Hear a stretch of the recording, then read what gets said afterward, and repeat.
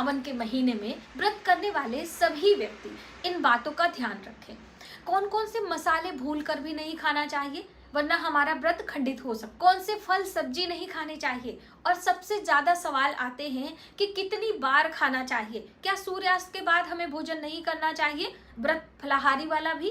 क्या सावन के महीने में हमें दूध का चाय या फिर दूध से बनी कोई भी रेसिपी ग्रहण नहीं करना चाहिए? क्योंकि सब लोग कहते हैं कि सावन के महीने में दूध से ही भगवान भोलेनाथ का अभिषेक होता है, तो यदि हम दूध का सेवन करेंगे तो हमारा व्रत खंडित हो जाएगा।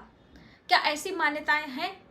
क्या सही है, क्या गलत है? बहुत सारी बातें व्रत से संबंधित, भोजन से संबंधित इस वीडियो में हम आपके साथ शेयर करेंगे।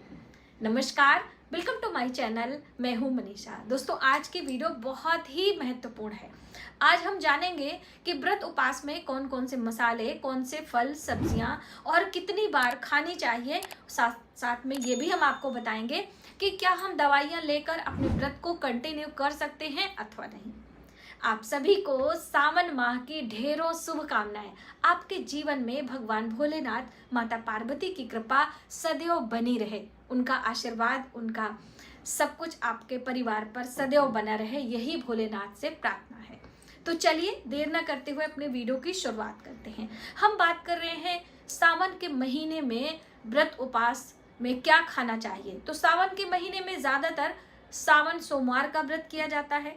सावन में 16 सोमवार का व्रत भी शुरू किया जाता है और पूरे सावन माह का भी व्रत किया जाता है।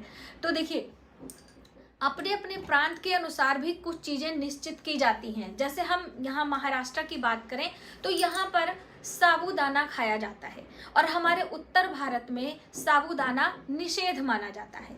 तो ये आप डिसाइड करिए कि आपको खाना है या नहीं खाना है। यदि आपका चल जाए तो साबूदाना कोई आवश्यक नहीं है, ठीक है। किस तरीके से बनाया जाता है, क्या है, उसको लेकर मतभेद रहता है, इसलिए हमारे उत्तर भारत में साबूदाना खाने की सलाह नहीं दी जाती। अब दूसरा टॉपिक आता है कि हम कितनी बार खाएं। तो देखिए, हमारी ऐसी मान्यता है, अब आप इस पर गौर करें, माने या ना माने आपकी बात है। हमारा ऐसा मानना है कि जब हम कोई व्रत उपवास करते हैं तो एक दिन पहले से ही सात्विकता हमें रखनी चाहिए अपने भोजन में, और दूसरे दिन जब तक हमारी पूजा ना हो जाए, स्नान ध्यान करके आप पूजा पाठ जलाभिषेक आदि ना कर लें, तब तक आप कुछ भी ना खाएं। ये हमारे स्वास्थ्य के लिए भी अच्छा है। भोजन के नियम के अंतर्गत आता है कम से कम 8 घंटे बाद ही हमें कुछ चीजें ग्रहण करना चाहिए, इससे हमारा पाचन तंत्र बहुत मजबूत होता है। तो आप यदि चल जाए तो आप ऐसा कर लें। सुबह जल्दी उठें, ब्रह्म मुहूर्त में उठें, स्नान ध्यान करके भगवान भोलेनाथ को एक लोटा जल चढ़ाएं। अपने पूजा मंदिर में पूजा आदि करने के बाद ही आपको कोई भी जल फल लेना चाहिए। इस तरह से आप पूरे सावन के महीने में नियम ले सकते हैं। यदि आप कभी नहीं करते हैं तो ये नियम लेकर देखें, बहुत अच्छा होता है। अब दूसरी अहम बात आती है कि बहुत सारी चीजें हम अपने स्वास्थ्य के चलते नहीं कर पाते हैं। यानी हमारा दिल, हमारा दिमाग सब समझता है, हमें सब पता है कि क्या सही है क्या गलत है, लेकिन हमारा स्वास्थ्य ही हमारा साथ नहीं देता है। यदि हम सुबह उठकर कोई मेडिसिन नहीं लेते हैं, जैसे थायराइड की या और भी कोई मेडिसिन जो सुबह सवेरे बासी मुंह निहार मुंह ली जाती है, यदि हम नहीं लेते तो हमारी बीमारी बड़ी हो जाएगी और उसमें बहुत सारे धन और हमारा स्वास्थ्य भी खराब होगा। तो इसलिए फिर इन सब बातों को साइड रखते हुए आप अपनी मेडिसिन लें, उसके बाद अपनी दिनचर्या प्रारंभ करें। इसमें कोई आपको दोष पाप नहीं लगेगा, इसीलिए ये चीज मैं पहले ही मेंशन कर दे रहे हैं। अब दूसरी अहम बात आती है दोस्तों कि सावन के महीने में कौन कौन से मसाले खाते हैं। देखिए, कुट्टू, सिंघाड़ा, आलू, शकरकंदी, ये सारी चीजें तो हम सब जानते हैं, लेकिन मसालों को लेकर बहुत ज्यादा कंफ्यूजन रहता है। तो मसालों की हम बात करें तो लिमिटेड चीजें ही आप शामिल किया करें। जैसे कि तड़का लगाने के लिए कोई भी चीज, जैसे आलू फ्राई कर रहे हैं या कुछ भी कर रहे हैं, जीरे का इस्तेमाल करें, अजवाइन का इस्तेमाल करें। जीरा और अजवाइन फलाहार के अंतर्गत आता है हमारे प्रांत में, जहां पर हम रहते हैं उत्तर भारत में। दूसरी, आपको उसमें मेथी या फिर राई या करी पत्ता नहीं इस्तेमाल करना चाहिए। बहुत सारी बहनें पूछ लेती हैं कि दीदी मेथी है या फिर हम बात करें आपका राई है, ये सब भी ले सकते हैं? नहीं, ये आप बिल्कुल ध्यान रखें। हम यहाँ पर स्क्रीन पर भी आपको दे देंगे कि मेथी और राई और करी पत्ता तीनों चीजें बिल्कुल भी ना इस्तेमाल करें। सिर्फ अजवाइन और जीरा में ही अपने तड़का लगाएं। ये तो आपको पता चल गया। अब दूसरी अहम बात आती है कि और कौन कौन से मसाले लिए जा सकते हैं। तो देखिए धनिया, कोरिएंडर, चाहे वो बीज के रूप में हो और चाहे पाउडर के रूप में हो और चाहे हम बात करें पत्तों के रूप में हो, तीनों ही फॉर्म में कोरिएंडर धनिया आप इस्तेमाल कर सकते हो। ठीक है, हल्दी का इस्तेमाल नहीं कर सकते, बाजार के पिसे हुए मसाले नहीं इस्तेमाल कर सकते हैं। देखिए घर में साफ सुथरे तरीके से आप बनाएं और उसका सेवन करें। धनिया पाउडर बाजार का आप ना लें, बाजार का कोई भी अन्य मसाला आप ना लें। ठीक है, और सेंधा नमक आप लेते हैं तो घर पे ही कूट पीस कर बना लें, या आपके आजू बाजू कहीं सफाई से हो रहा है तब आप उसको इस्तेमाल करें। अगली अहम बात आती है कि क्या हम सूर्यास्त के बाद भोजन करें या फिर सूर्यास्त से पहले कर लें। तो देखिए इसमें सूर्यास्त का बहुत बड़ा महत्व नहीं है।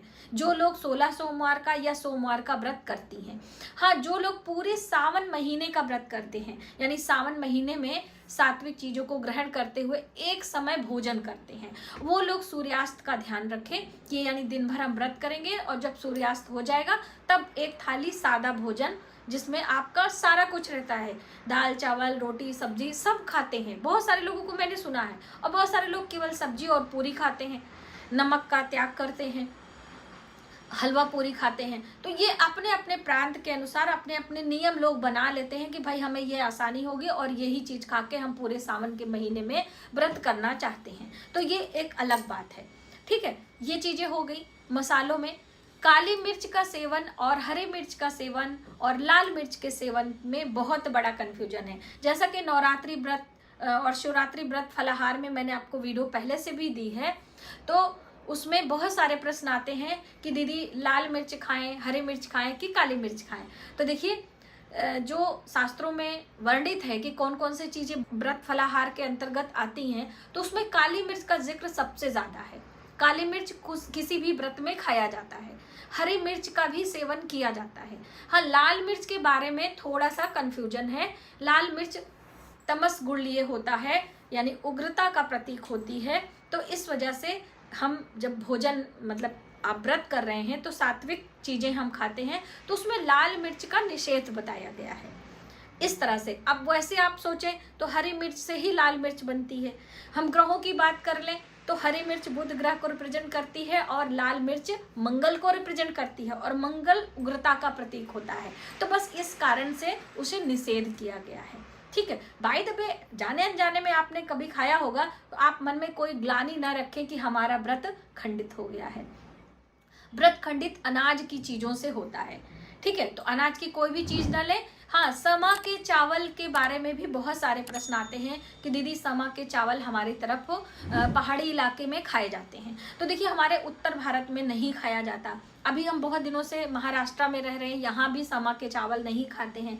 यहाँ पर साबूदाने का बहुत ज़्यादा प्रचलन है, यहाँ लोग ज़्यादा साबूदाना खाते हैं।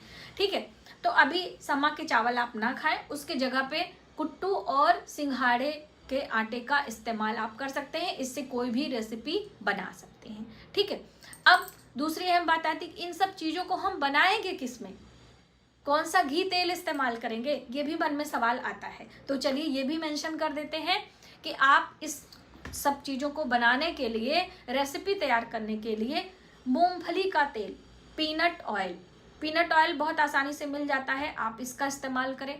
कोकोनट ऑयल, जैसे कि आप साउथ एरिया में चले जाइए, वहाँ पे कोकोनट का बहुत ज़्यादा इस्तेमाल होता है, तो आप कोकोनट ऑयल भी ले सकते हो, आप शुद्ध घी ले सकते हो।